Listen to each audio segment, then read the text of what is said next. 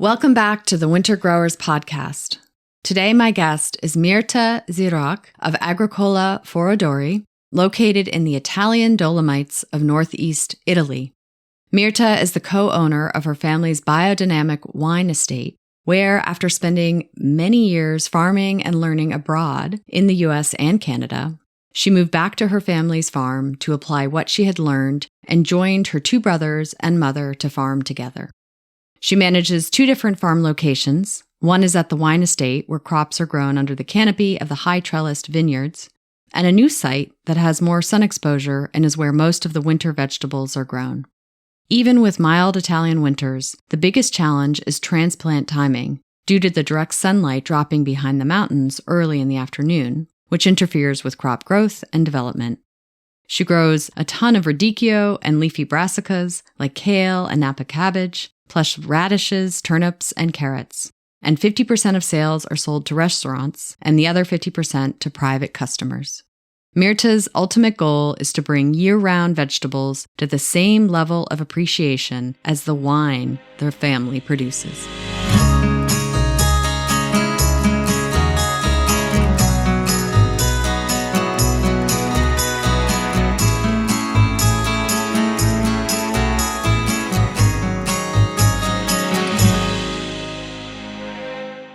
This episode is brought to you by Rimmel Greenhouses. Whether it's tomatoes to market, flowers in the spring, or your family's harvest, growing in a greenhouse protected from the weather provides the right environment that you need for a harvest that you can count on. Rimmel Greenhouses are designed for durability and offer the quality that you need to grow productively year-round.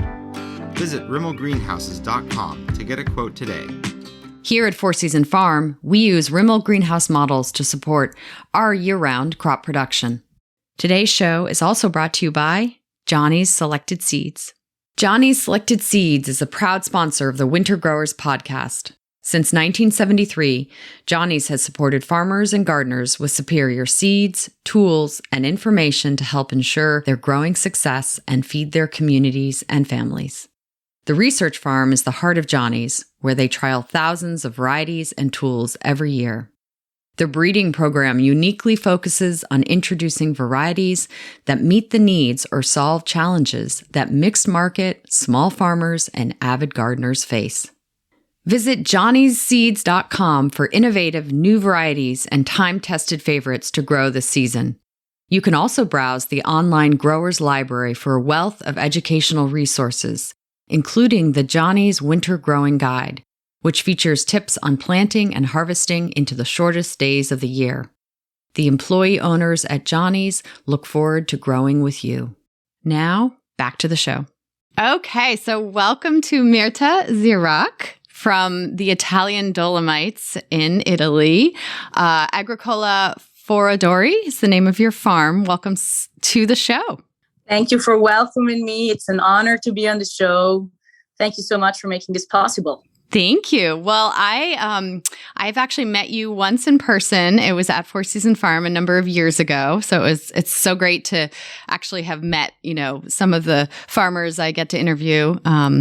So it's great to see you again. And you have a really interesting story. You have, a family vineyard in Italy. You've spent a lot of time in the US and in Canada studying and learning to farm and four-season farming. So there's a lot of really interesting stories and information that I'm excited for you to share with our listeners today. Yes, I will make sure to be as clear as possible about all the things that I do. But yes, coming from a wine estate that does way more than wine, you will see that it's quite complicated to make things happen all at once, but that's what makes it more exciting. So yes, do you want me to start like a little bit of my background? Why did I end up? Yes. Another wine. I always like to hear your background, sort of, how you got into farming.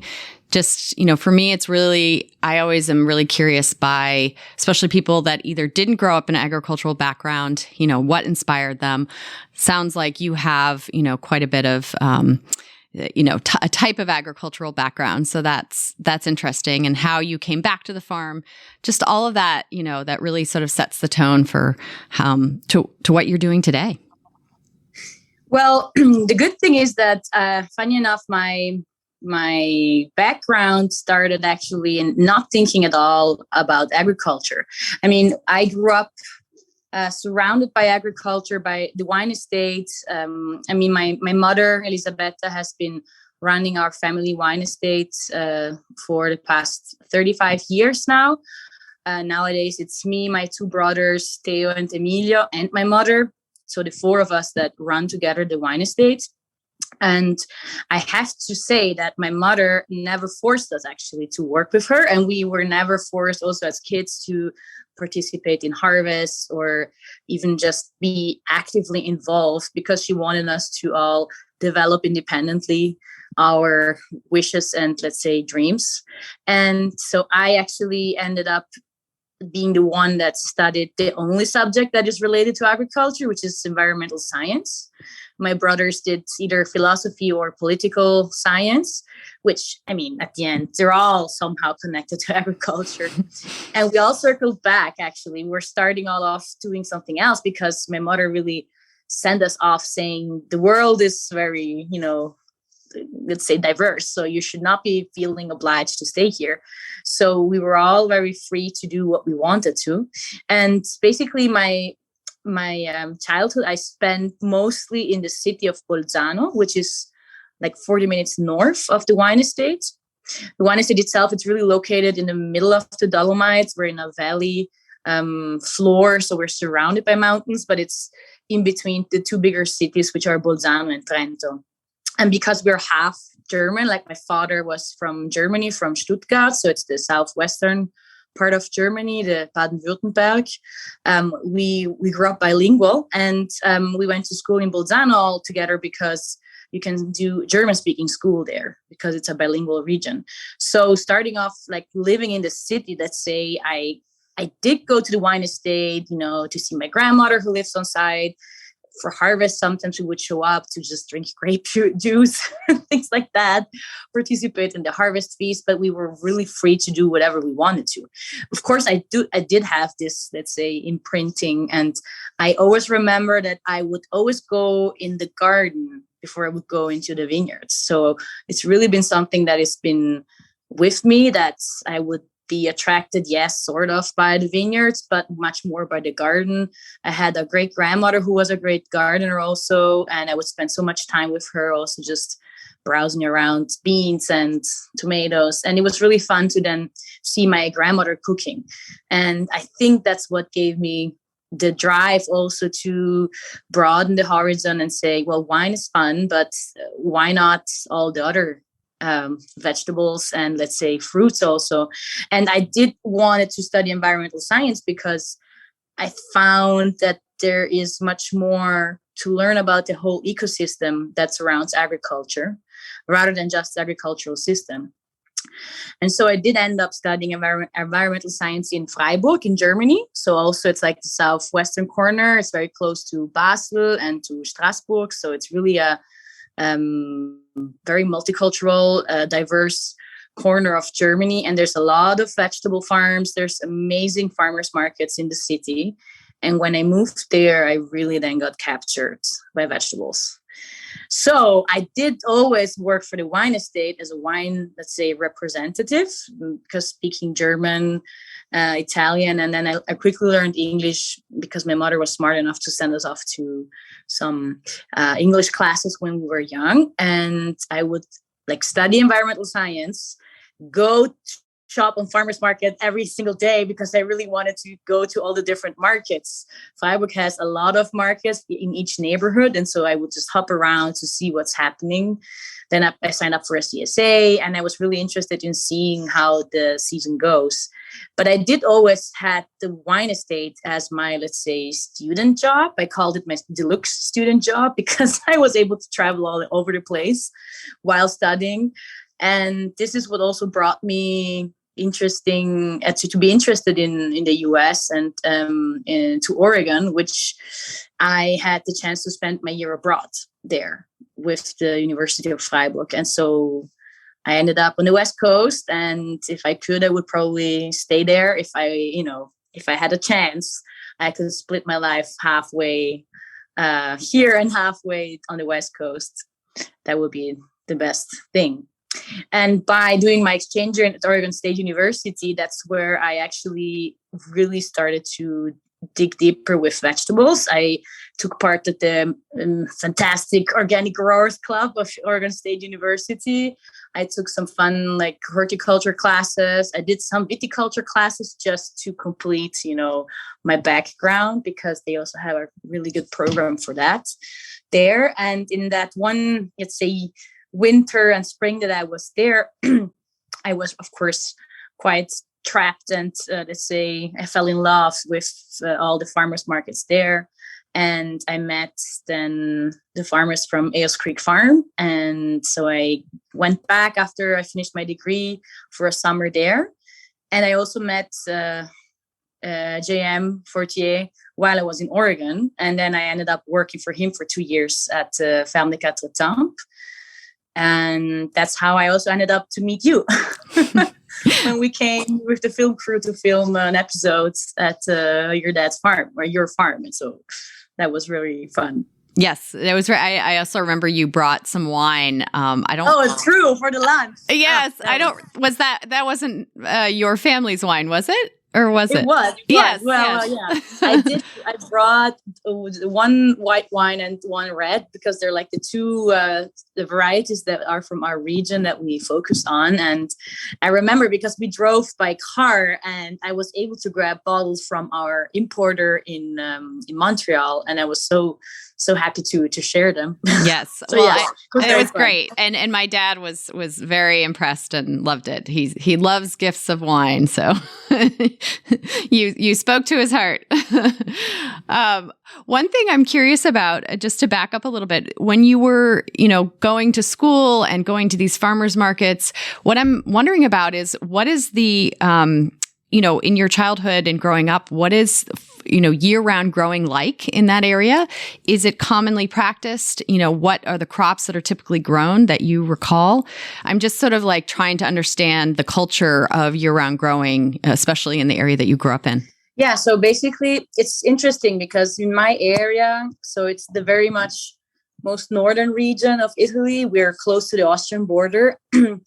There isn't much vegetable production. The funny thing is that I remember this, and it's still like that today, that you would empty your gardens, like your vegetable garden, by the end of October.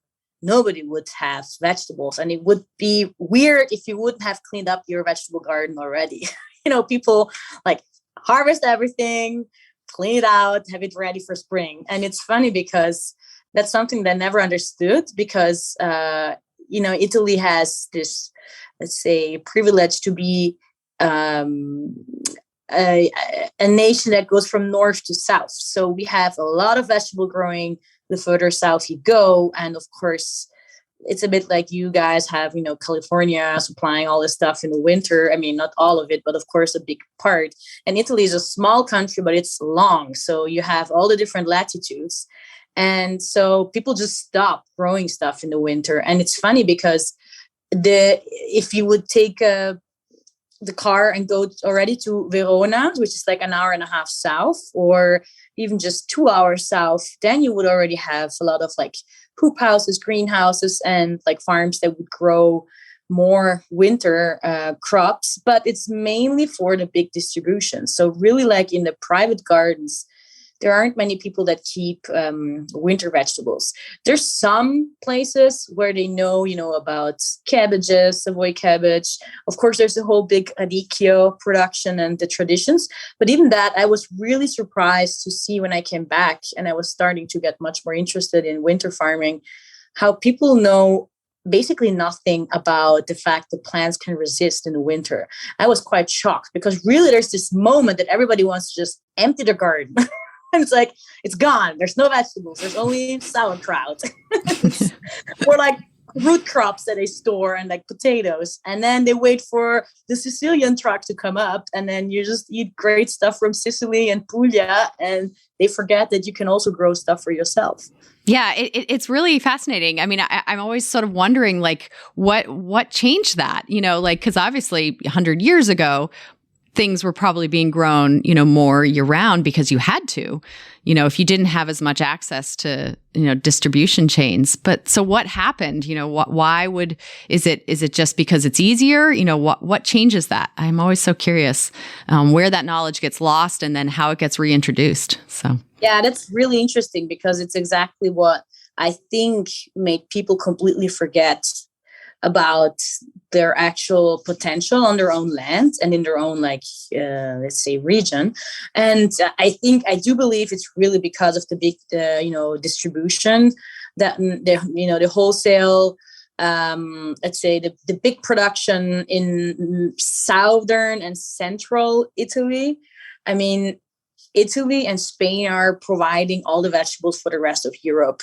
Like, you know, of course, southern France too. But, you know, if you live in Norway or even just Germany, if you buy vegetables, no matter if it's organic or not, it's all going to come from Spain and Italy. And I think they really pushed into this big shift of producing on a big scale in the south. It's much cheaper in the south because land is cheaper, labor is cheaper, which, you know, it's always the same problem. It's probably immigrants that come from Africa that arrive there and they are completely, you know, they get paid basically nothing to do hours and hours of work. It's the same case for like who is harvesting raddichio. I've seen it. There's like troops of people. They get paid better because they're, you know, further north. But in the south, it's a really big problem of, you know, having a lot of people that are sort of employed and they're underpaid, and that makes it also cheap to then transport and bring everything north. And I am always still shocked that you know, in my region, because it's a mountain region and there's a lot of people that live in valleys, they have maybe limited space for growing things, they kind of kept the knowledge that there's stuff that they can grow because they've been exposed more to it. But as soon as you're in a city, people are completely not attached to this anymore, and they're completely used to eat zucchini and tomatoes in the main of the winter, and they know it's from Puglia, and they're like, oh well, it's Italian, it's fine, you know, they're like super happy with it. And I'm like, well, it's not very seasonal, but I have multiple friends that they love what I do, but they say, you know, I still need my tomato in my salad in the winter. I'm like, okay, if you want so. And especially what happened is, this is quite disastrous, I think, in Sicily. There's a big growing area which is all under plastic, so basically in hoop houses that are, I mean, they're not heated, but they produce an incredible amount of tomatoes in the winter. It's in the area of Pachino. It's actually a tomato that is known. It used to be a really good variety and a known variety, and it became like the most productive and, let's say, most sold tomato all over the year. And funny enough, they don't grow any tomatoes between June and September, which you would say, well, that's the time to grow tomatoes. But they say it's too hot, which I don't think it's like that. It's just that they grow everything under you know, plastic, and so in protected space, and they use all the, let's say, the market out of the summer. It is hot in the summer, yes. And yes, you don't have water in the summer, but it's been completely crazy to see this shift that, you know, they're not growing the stuff that would be the best if you would grow that tomato in the summer. So you eat shitty tomatoes in the winter. I mean, yeah. They're still okay. They're not so bad. I buy them sometimes just because I want to know what people eat. I mean, I can eat 2 tomatoes and then I get like sick of it in the winter. Yes. Yeah. Well, they never taste quite the same, of course. So, yeah. So it sounds like then that you were really going against the grain. You are a bit of an anomaly, trying to reintroduce winter growing through, in your region. So describe to me a little bit about the farm and the layout and, you know, how you've been able to incorporate that into your family farm business. Yeah, so basically, I started when I came back from my 2 years in Quebec. I came back in 2019. I started to grow directly at the wine estate, following, what I had learned, trying to combine what I learned from JM and also what I learned at Ayers Creek Farm, which they were farming in a completely opposite way, which is like extensive with a lot of different varieties, grains, and crops that were not necessarily, let's say, super productive at the beginning, but because they were doing a very strong selection in flavor and in, let's say, seed resilience. So what I tried to do at the wine estate, since the place is quite limited in space, I started off with what I had, which is basically the space between the vineyards. We have one bigger garden that we always had for our own consumption. So we would grow some vegetables, some grains, maybe some corn to make polenta, which polenta is very, important in our region. You eat a lot of polenta here. And it's about 600 square meters. It's not a big plot. And then I started to think about growing between the vineyards. And we have two different ways to grow vines. So there's the classic Guyot, which is, the vineyard rows you see all over the place. And then in our region, they traditionally planted them actually much wider, which is called pergola. And we have one plot just directly at the wine estate that has 6-meter wide rows. So there's a lot of space that I can grow in the middle, and our vineyard team can still pass if they have to pass with the tractor to do their job. And so I said, well, let's try. It's going to be an experiment, but that's how I started off. And I started off growing immediately more winter vegetables, also because I love the taste. I'm, of course, a big raddichio fan, but just I prefer harvesting in the cold, or let's say, there's a certain amount of cold I can tolerate. It's not as cold as over there as you have, but it's really interesting to see that my body just feels much better if I'm outside when the temperatures are fresh. I grow stuff in the summer too, but I wanted to make sure that people understand that the quality of vegetables in the winter is so, nutrient dense, and there's so much variety to it as it can be in the summer. And people here in the region, they're all gone in the summer. The local people. We have a lot of tourists in the region, but they're kind of the customer that comes, gets, 2 pints of tomatoes, a couple of salads, and they don't do big, vegetable shopping because maybe they're just staying a couple of days somewhere, renting an apartment. But what's very interesting is that everybody has a garden also. And so, as I explained at the beginning, once they empty their garden in October, they all come. So the first year that I was growing in 2019, I tried to cover the whole season, except for, the really hard winter months. But I looked at my sales at the end of the year, and my peaks were July, where people are still around, then they disappear. And then their gardens are full of stuff by, mid-July. And then they all come back end of October. So my best sales were end of October and beginning of November. And then I was sold out. I didn't have anything else to sell. And that made me shift. And I said, I need to be better in winter growing and get people interested into the different varieties that we have. Yeah. I love the, I've seen photos on Instagram of the vineyard rows with your beds in the middle. It's a cool form of intercropping, I guess you could say. You've got the it's grapes. Quite unusual too. It's not that you see that around. Yeah. It's something I just thought about it because there was that space. And I was like, well, and we even have a water. I can attach the irrigation because that vineyard has an irrigation system that we don't use. So I can use it, and it's perfect because I cannot use sprinklers. Otherwise the grapes are going to not have a fun time. But it's funny because now I saw a couple of people replicating it also in our region that also have more space. And it's in theory, people used to grow vegetables between the vineyards if they had, as we have these very large pergola vineyards, because the families here, they have maybe a hectare or two of vineyard. They were owning that land to grow their own grapes for making their house wine, let's say, but then to grow either feed for their cows or any animals they had, and then they would sow peas and beans underneath or grow potatoes. So it was really it used to be a let's say, sufficient system, and people would really try to grow more under that pergola and not just the vineyard, and then not just the wine, the grapes. I mean, nowadays it's a system that it's way more used just to produce a lot. They pump the wine production a lot in our region. It's all like really bad wine. and I mean, it's very chemically heavy. It's really not fun. It's very, very, very much industrial. But there's a couple of places like we are quite extreme example of everybody in the region, but that try to differentiate and to make something else. Yeah.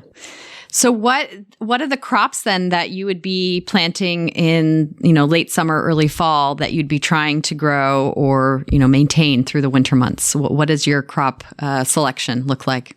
So after 3 years of growing also between the vineyard rows, I mean, it's 7 rows that are 60-meter long and they're like 1.50 meters wide. So I can do 2 passes with the BCS.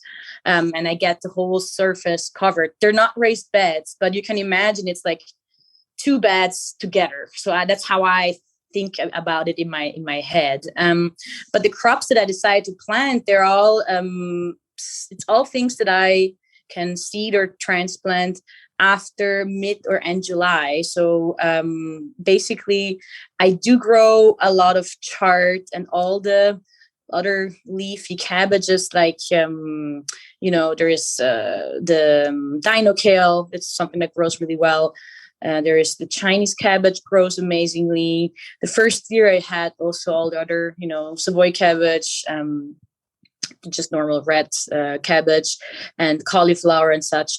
But I saw that what works best in between these rows is what is leafy. So really like dino kale, chard, red Russian kale, because there's this partial shade that the pergola provides. And for example, things like carrots, fennel, what else? Anything that has, it's a root vegetable has a hard time. I mean, they grow eventually, but it takes much longer because they're making more leaf than roots. So my carrots were basically 3/3 leaves and 1/3 kind of like a baby carrot, even after, 4 months.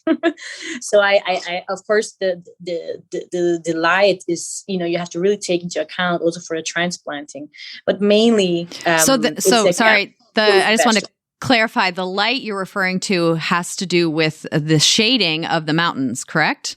Because that's a whole different challenge. That's another challenge too. So first of all, I have the shading of the grapes. So for what I'm growing in between the vineyards. So I have partial shade. I only have full sun between 11:30 a.m. and say 1:30, midday. Then they have full sun and then they're in partial shades because, the grapes, the leaves of the pergola, they're basically giving that partial shade, which is good because when you're transplanting in August and it's freaking hot, I have like a sandy soil. It's really hot soil too. It really helps the plants to like survive the transplant shock. And then, yes, there's another shade, which is the bigger problem. And it's when you look at the pictures on my Instagram, we're surrounded by beautiful Dolomites, like mountains, but they also make beautiful shade. So the sun goes down quite early. I mean, in the summertime, I do have direct sunlight until 6-7 p.m., let's say. But for example, now that it's January 28th, I have sun until 2 p.m., maybe 2:30 by now. Every day it's like a minute more sun, and that's a problem because the transplanting, I figured over the last 3 years, I trialed a lot of different transplant dates for that part of the farm.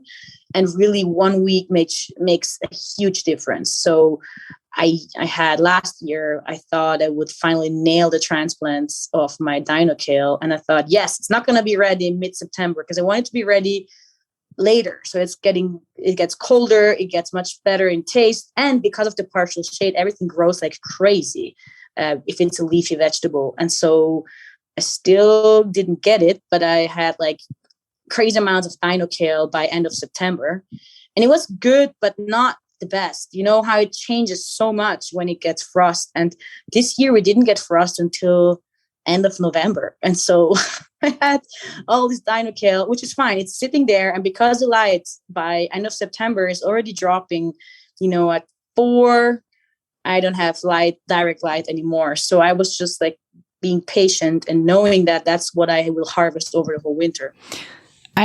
I find it really fascinating that you have, not only do you have the shading of the vineyard, then you have the shading of the mountains, and then you're at the, 45th, 46th parallel. So then you're also dealing with normal, decreasing light going into the fall. So it's just fascinating. I mean, thank goodness, I guess, that you don't have, overly cloudy weather conditions all winter, because you would just not be doing very well.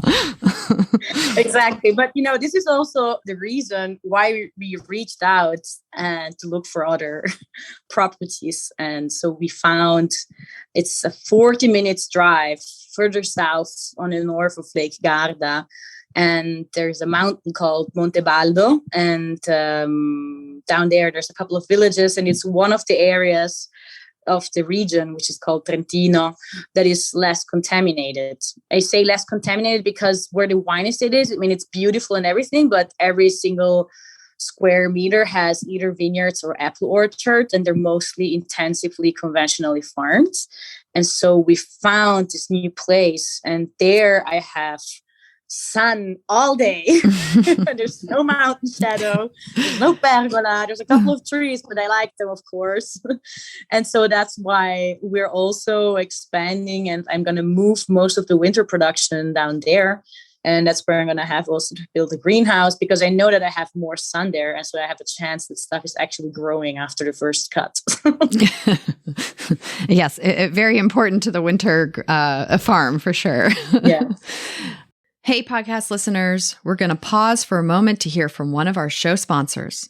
Today's episode of the Winter Growers Podcast is brought to you by Tunnel Vision Hoops.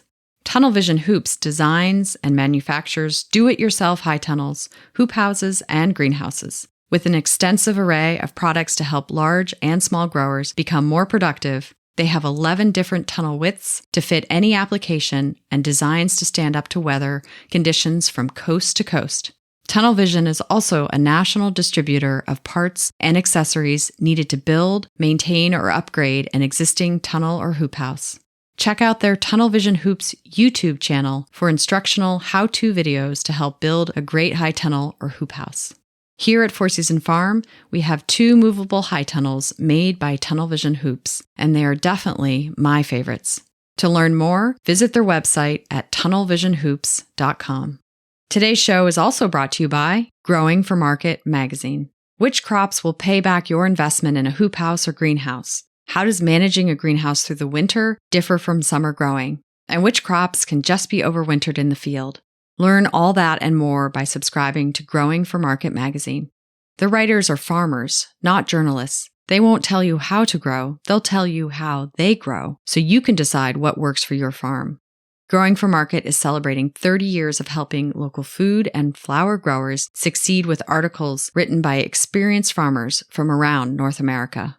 Since 1992, Growing for Market is by farmers, for farmers. Plus, subscriptions start at only $30 per year. Whether you do farmers markets, local wholesaling, a CSA, or dream of starting a farm, check them out today at growingformarket.com. Request a free sample print or digital copy from their website, and podcast listeners can get a new subscriber discount of 25% off with the code WINTER when subscribing at growingformarket.com. I think Growing for Market magazine is an excellent and affordable resource for any grower. Now, back to the show. So you Talk to me about raddichio a little bit. Obviously, culturally, that is a favorite crop. And, do you have what are your favorite varieties? What have you learned about how to grow that well in where you are? I'm just curious about it because obviously there's been more of a trend here in the States to grow it. And, Pacific Northwest is a good area, but then we try to do it in the Northeast and we'd have to provide more protection to do it well. And then the economics don't work out. So it's interesting to kind of like talk about all these different ways of doing it. Yeah, so raddichio has had, of course, it's having its moments in the US, especially because when I tell my Italian friends that the New York Times wrote an article that the new salad is pink, I think that was the title a couple of years ago.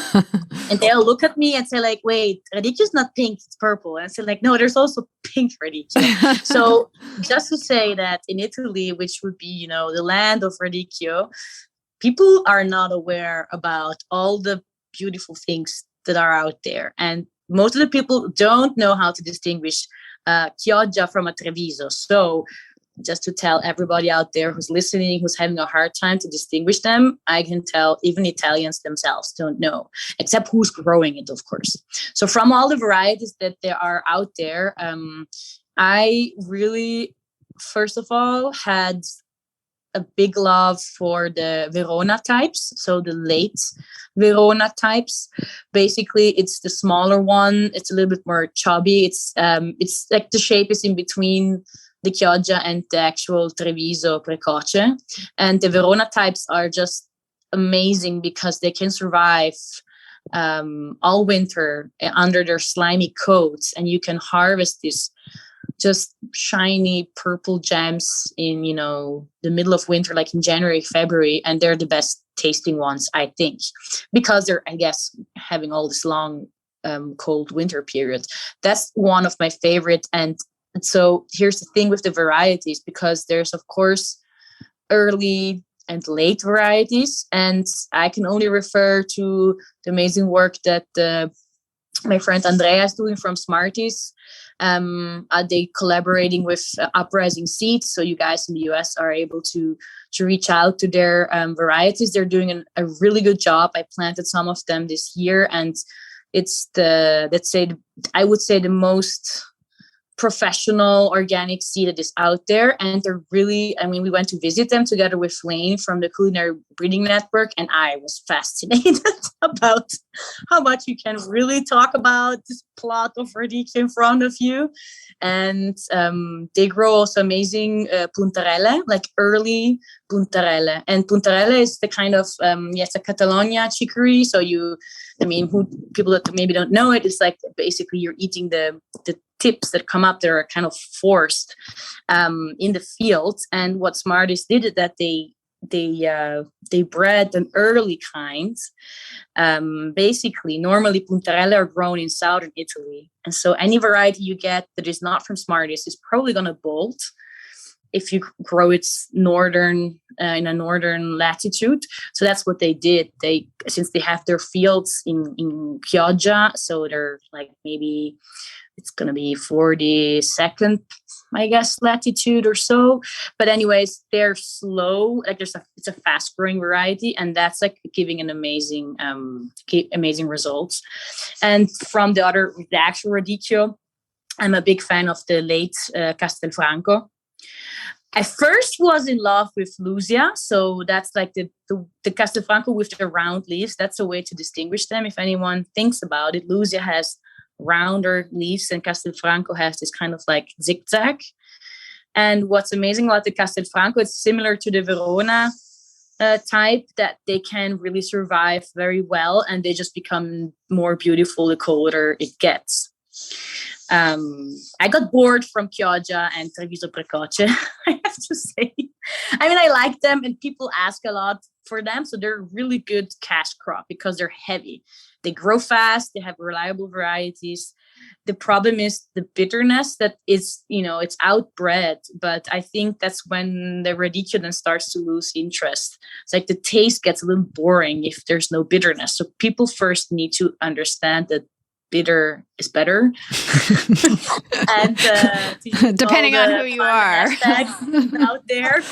But I believe there's more education needed before we get people really to bite into a Chioggia just like that. So it's really fun. And one thing that really fascinates me is the project that Uprising Seed brought on.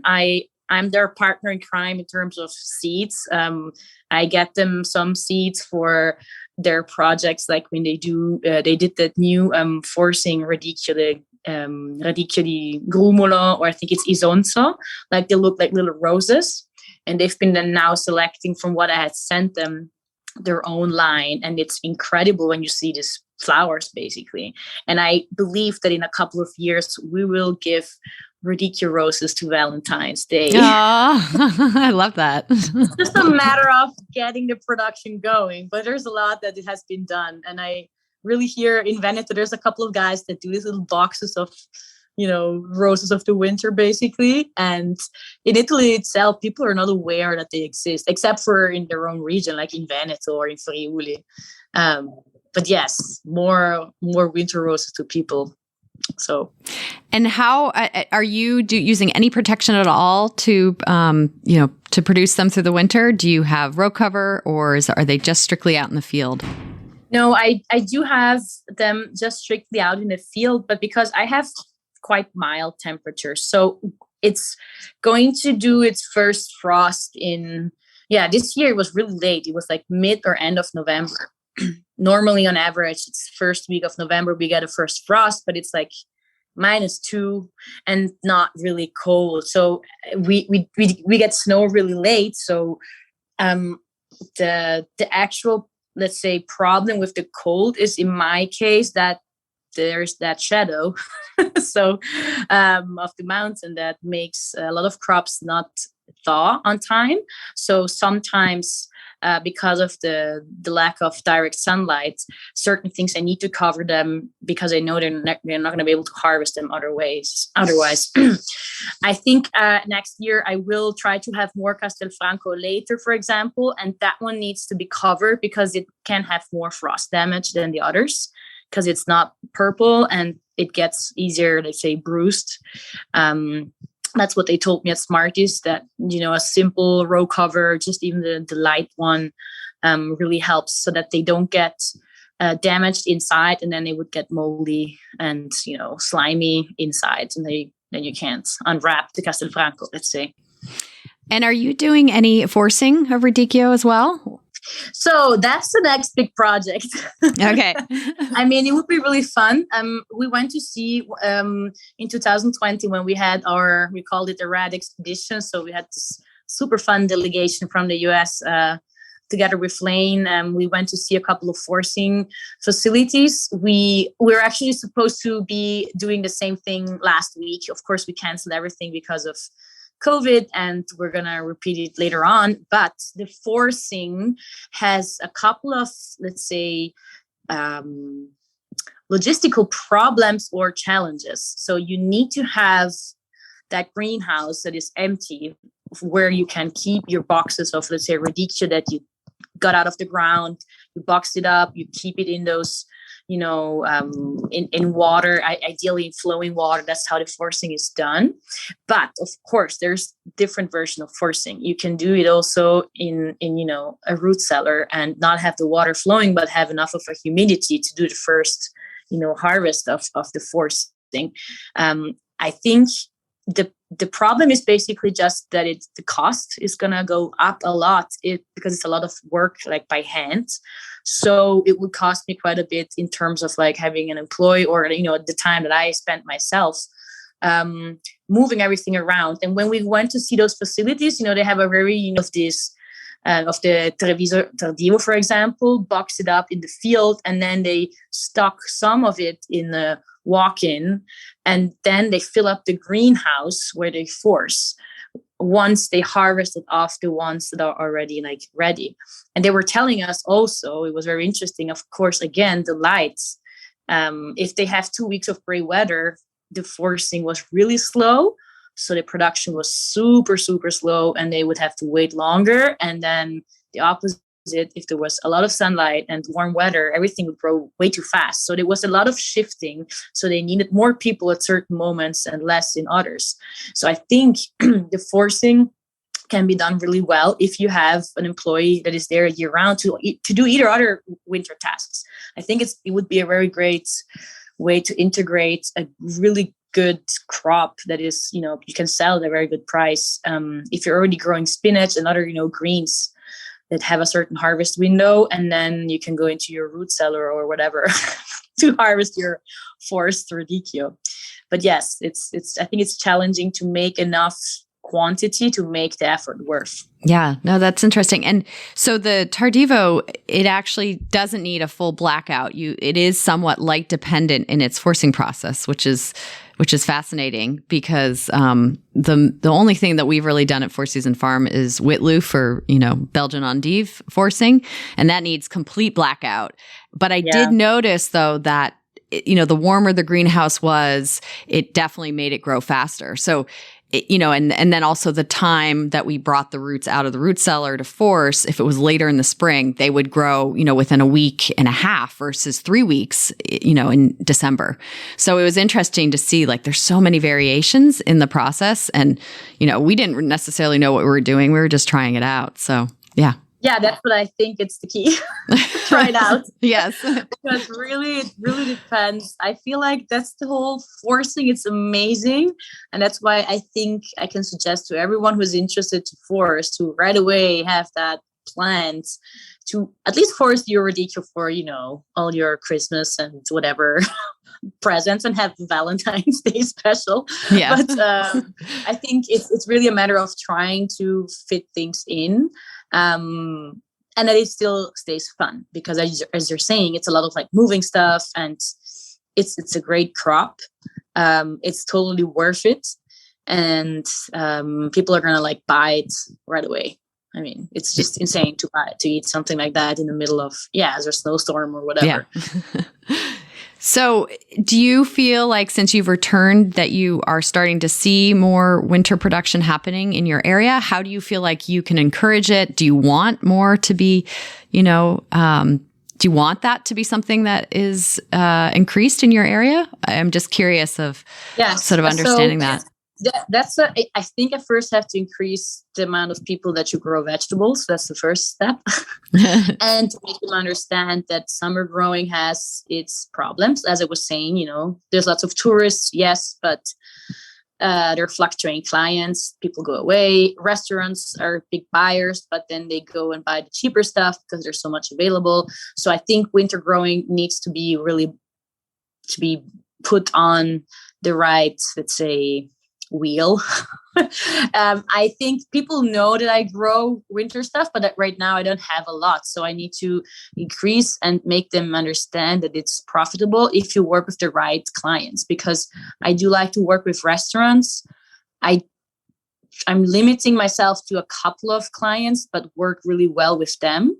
And then I know that people in the winter, they always look for some salads and everything. And I think it's just a matter of organization because they are used to have the stuff then every week. So if I'm not growing constantly some greens, it's going to be really, a pain in the butt to manage all these people because they come and they show up and then they want their salad and then it's not there. And if I explain them why, because maybe it was too cold to harvest or because the growth was just too slow that I can do a second cut, then they get impatient. This is like the private customer that come and buy on site because I do once a week. I have a little, let's say, market on site. And then the restaurants, they can't wait. They're like, really, okay, whenever it's ready to cut, I'll buy it. They're desperate. They're in the winter. They're really desperate. And I have 2 people that just texted me this morning, hey, when's the next cut ready? So I explained to them and I said, I think next week should be fine. The weather has been good. So I should be able to get you what you need. But it's been really tricky to make them understand that I'm not at the point yet that I can supply constantly. But there's huge demand. So I think the way to encourage is to, first of all, encourage people to understand that winter vegetables are great because they all get sick of, eating the same stuff in the winter. and to encourage people to plant it actually. So that's like the main step in my region. Yeah, no. And then what's interesting too is, if the demand is high, but then you can't supply it, and then not enough people are going to know about it. So you're sort of in this, so how do you meet the demand? How do you encourage, more people to be familiar with it? Yeah, there's a lot of things that you have to single-handedly try to solve, being one of the few that do it. So, and on my side, what I really need to now get working is the production. Like I sort of know all the things, but I haven't yet. This year is going to be the first year I really am turning down a big part of the summer production to make more space for more winter production. Because every year it's been the same. I've been like, okay, yes, no. But this year I said, yes, less in the summer. People are not going to buy it. It's been 3 years. I mean, they buy. I do finish up all this stuff, but it's not pleasant for me because I want to have more winter things. And so this year I decided to shift my crop plan and make space for more winter fun. So hopefully this is going to be the year that people get aware that I have enough stuff. Yeah, no, I mean, a winter only farm. I mean, there are a lot of farmers that play around with that, the economics of that, because it's really hard to. It is still challenging, but I think the planning and everything that you have to try to do simultaneously with summer production and winter production is really complicated and challenging to manage. So I don't think anyone's got it like completely figured out still. But that's why you are making this beautiful podcast happen. Exactly. It's an amazing learning curve. Yes. No, I mean, there's so much to learn and it's so much to figure out, endlessly. So it's good. So yeah, I guess I think we're at our lightning round questions. Are you ready to answer those? Yeah. Okay. Have you enjoyed listening to other farmers answer these questions? Is this yes. It was always very much interesting. Especially, I don't know, did everybody always pick like their possible lightning round questions, or did you initially ask them just randomly? No, I always let people pick like around 10, and then, but over the last, 2 years, the list has expanded to like over 20 to choose from. So yeah, I know. It took me a while to choose some. I was like, okay, there's a lot of good ones, and what should I do now? Yes. Yeah, and it's a combo of, light and easy and, kind of deep and heavy questions. So, okay, well then let's jump in. First question is your favorite crop to grow, cook, or eat? So my favorite crop to grow, cook, and eat, I have to say it stays raddichio. Surprise. I explain, of course, why. Raddichio is fun to grow because it doesn't have a lot of, disease issues if you grow it in the right moment, let's say. It's always surprising because the effect that in the winter you take off that slimy coat and then there's something shiny underneath it. It's insane. And of course, for growing, let's say for cooking, I mean, I'm a big fan of eating it raw, mainly because it's just the most amazing winter salad. But if I have to cook it, my grandmother always does that. She like cuts it up if it's a Treviso, she puts it like in the oven and grills it very quickly. It's a really fun way. People here love to do risotto, which it's okay, but I prefer like the raw version or the grilled version, let's say. Yes, so raddichio forever. Yum. You're making me hungry. What is your favorite smell and your least favorite smell on the farm? So favorite smell, I would say, is when we harvest carrots. There's something really magical about it because you pull the carrots and the soil smells like carrots even after the carrots are gone. And carrots are also just fun because if it's summer or spring or winter, that smell is always there and it changes in its intensity. I think it's just amazing that, you can totally tell right away, oh my God, it's carrot, even with closed eyes. It's similar also with other crops. I feel like also with fennel, it does the same thing, but carrots especially. My least favorite smell, I would say it's rotten potatoes. When you sort through your potato stock and then there's that one that is already soft and you grab it and then your hand is going to stink the rest of the week. So that's bad. Yes. Not pleasant. But I love the carrot one. I can so relate to that answer because that it's like sometimes I wish I could bottle that smell. It's like a carrot perfume, that you could sell. It's such a delicious and enticing smell. So, yeah.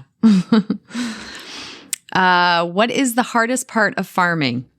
For me, the hardest part of farming is, let's say, managing the employees or let's say woofers or whoever helps me in a way that they feel comfortable doing the task that I've been showing them. And just managing people in general in a way that, I want them to succeed and to feel as happy as I feel when I do that task, or to see the goodness in every task, even in weeding, and to give them the drive. So it's really the people management to give them a reason to push further, to not wait for me to come and tell them the next step. So just get them independent. So people management for sure. Very hard. Yeah, it's a lot easier managing vegetables, right? Yes. What is your learning edge, or where do you feel like your abilities or understanding as a farmer could grow? Definitely in my fertilization and irrigation management. I have to say that, with fertilization, I do have a better idea in terms of how to calculate, but I have to say I'm a little lazy in that case. It means just that I do soil samplings, but I could be much more precise on my fertilization plan. Maybe I'm lazy because it has been working out so far. I had some problems here and there, too much fertilizer or not enough, but nothing major. But I know I could do much better in that. And the same for irrigation management. I just need to fix and get better lines and just, how much time that takes and how much time you actually gain when you have your irrigation system perfectly set and how much water is running everywhere and not just approximately. That also gives problems. So that's something that I've been just holding back and improving. Which I know it sounds weird because it's like you would say, oh my God, these are the essentials. But everything has been working for now. I just know I can do it much better. So optimize in water scarcity is around the corner. So we need to optimize all of that. Yeah. No, there's always some things that, you feel like, if it's working well enough, right? Exactly. If you don't love that subject or that, it's hard to push yourself to really, improve it too much if it's working well enough. What is one thing people don't know or assume about you? Well, people don't know that I'm actually my self-esteem is actually not as high as it looks like. I'm really somebody that is very enthusiastic and, let's say, always trying to be positive minded and to push my ideas and my passion. But actually, I have a lot of little, let's say, self-esteem leakage. So it's something that I think I'm not externalizing it. I think nobody does that, but it's maybe, nobody would really think that I have a low self-esteem. It's just because I want to optimize and get everything to work perfectly. And as we all know, there's no such thing. So, yes. Good answer. I love the term because I call this often, that I am a recovering perfectionist. That's a very good term. Lifelong recovering perfectionist. What do you feel is your gift to give on behalf of people and the land? Well, I think my gift to share is really the passion that I want to, mainly the way that I want to have people understand and talk to people about how precious agriculture actually is. So I feel I can give back a lot of, educational content and have the patience to tell the lady that eats tomatoes in the winter that it's not a good thing. And it takes a lot to change people's minds and, attitudes, or like say the traditions are really, especially in Italy, deep rooted. And so you need to have the patience for that. And I think we're shifting slowly, but steadily. What would you be doing if you weren't farming? Well, if I weren't farming, I would probably be selling wine. I mean, that's also farming. No, I mean, I think it's something, again, related with some educational job. I really enjoy explaining things and make people passionate about it.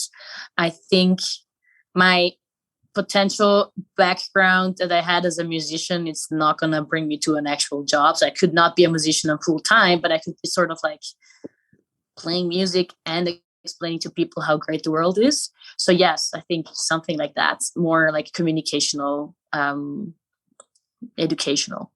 What instrument do you play?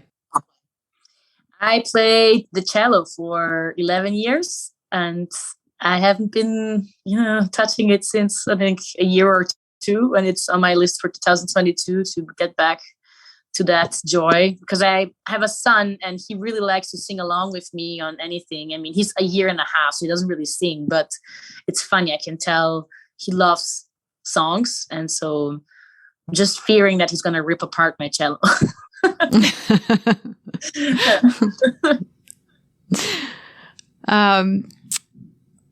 How do you turn off farming, or can you, or do you? I turn off farming by going for a hike and like sports. I love hiking. Of course, growing up and living in a region full of mountains, it's easy to just leave the farm, go up on a mountain hill. And I like to do that by myself. That's the way I recharge the best. Of course, only the paths that I know. And the new stuff I do always with somebody else. I'm not going to do some crazy mountains by myself. But I've been really seeing this effect that to turn off from farming, I need to like move. And then my head gets, let's say, it loosens up in terms of like it doesn't get like too much focused on what's going on the field. I just focus on what's changing around me in the landscape. So that's one thing. It's really hard to just leave farming because my family and everybody, it's just into the farming. Even if it's wine, it's still farming. And we're in a big like community of natural winemakers, and it's really fun to hang out with friends and people that are thinking the same way, but you end up speaking always about the farming. But it's okay until I can go on a hike. So yeah, I love a lot of farmers have talked about like they really just physically have to leave the farm, leave your home. And, that's sometimes the easiest way. So where and how does wildness enter or influence your farming practice? Oh, this is a fun one. I have a thing, it's called the magical triangle in my garden. Basically, it's a piece of land at the end of the main garden at the wine estate that didn't fit in my planning. So it's really triangle shaped. It's maybe, I don't know, 50 square meters. And every year we just plant whatever comes to our mind, not necessarily irrigating. So one year it was like our polenta corn patch with funny winter squashes growing in there that crust, and then we saved those seeds and then we planted them again, and then you had different squashes again. And it's really funny because last year I asked my intern to see whatever she liked, and she had worked on a seed farm the year before, and she brought all sorts of funny things. And so it was a complete jungle, but we like this wilderness. It's like a kind of wild corner, and we just leave it growing and harvest off what we can, and whatever seed goes into the ground again, it's going to be a surprise next year or in 2 years. And so every year we try to plan something. Okay, this year we're going to stop. We're going to make, I don't know, a flower patch. And then it never happens. That's the wilderness for sure in my farming practices. And also I do love being, let's say, leave some funny, plants that went to seeds. I just leave them in the field. I love to see how, and for example, kale goes to seed or whatever can go to seed and it's not in the way. I'm going to leave it. It's just beautiful. I like the magic triangle. That's a good name.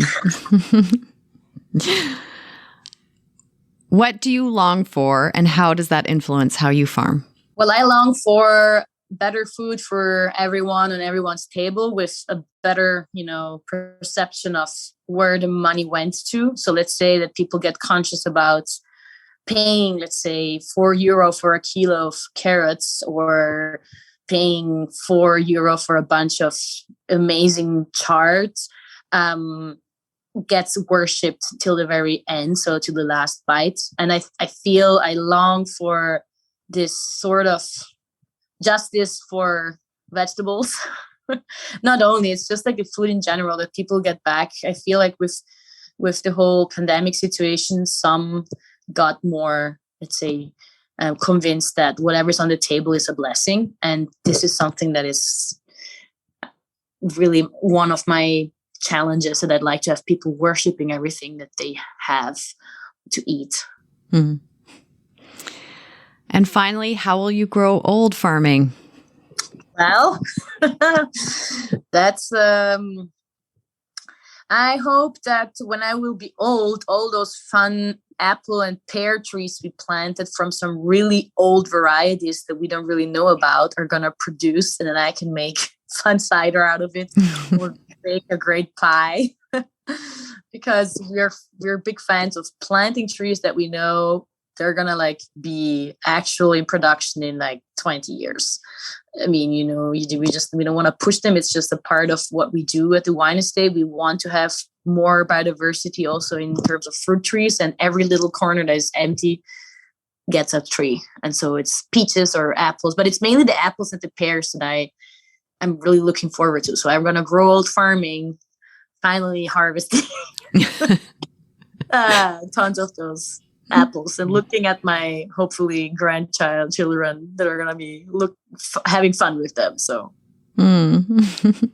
Well, it's great. Well, you have such a beautiful family legacy already on that farm and property. So it's wonderful to be able to have everyone in one place and continuing that legacy.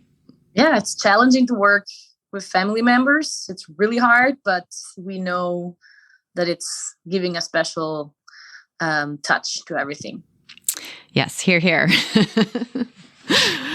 Well, thank you so much, Myrtha. It's really been a pleasure speaking with you. I've loved learning more about your little corner of the world and, how much you've learned and can share with everyone else. So thank you so much for taking time with me today. Well, thank you, Clara, for having me. And I hope everybody who's crossing Italy is going to come say hi. I'm always available and happy to have people over. Well, good. Well, I've only been to Italy once. I'd love to get back. So obviously coming to see you would be one of my first stops if we can travel more freely soon. Yes. Thank you so much. Today's show was produced by me, Clara Coleman, with support from No Till Growers. Special thank you to Willie Breeding for the theme music. Thank you to the patrons at patreon.com/no-till growers for helping to make this show possible.